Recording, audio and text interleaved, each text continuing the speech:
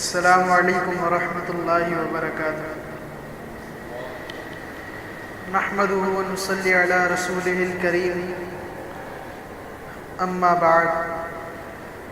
مومن جو فدا نقش کفے پائے نبی ہو، مومن جو فدا نقش کفے پائے نبی ہو زیر قدم آج بھی عالم کا خزینہ۔ گر سنت نبوی کی کرے پیروی امت، گر سنت نبوی کی کرے پیروی امت، طوفان سے نکل جائے گا پھر اس کا سفینہ۔ وضو کی سنتوں کے بعد وضو کے فرائض کا بیان آتا ہے۔ وضو کا مندرجہ بالا طریقہ سنت کے مطابق ہے۔ وضو میں بعض چیزیں فرض ہیں کہ اگر ان میں سے ایک بھی چھوٹ جائے یا کچھ کمی رہ جائے تو وضو نہیں ہوتا اور آدمی بے وضو رہتا ہے۔ وضو میں صرف 4 چیزیں فرض ہیں۔ نمبر 1، مرتبہ سارا منہ دھونا۔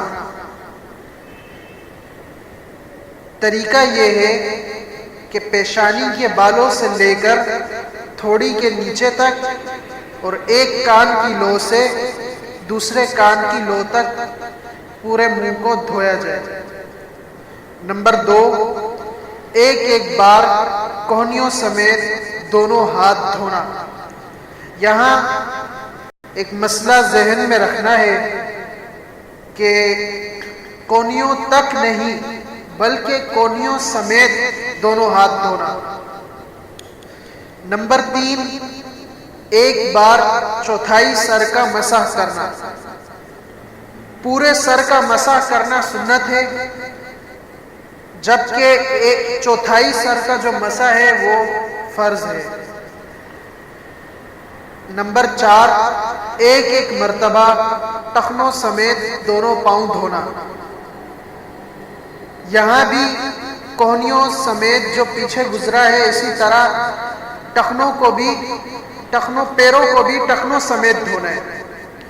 اتنا کرنے سے وضو ہو جائے گا، لیکن سنت کے مطابق وضو کرنے سے وضو کامل ہوتا ہے اور زیادہ ثواب ملتا ہے۔ مطلب یہ کہ 4 فرض ادا کرنے سے بھی وضو تو ہو جائے گا، لیکن جو وضو کا ثواب ہے وہ نہیں ملے گا۔